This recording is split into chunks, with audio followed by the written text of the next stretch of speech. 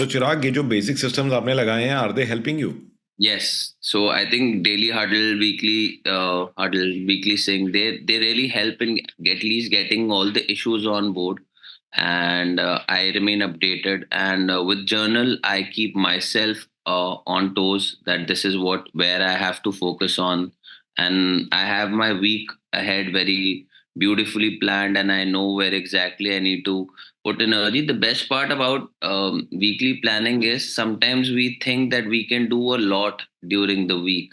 But when we do that planning ahead of time, we know that this is the constraint and this is where my week is going to be focused on.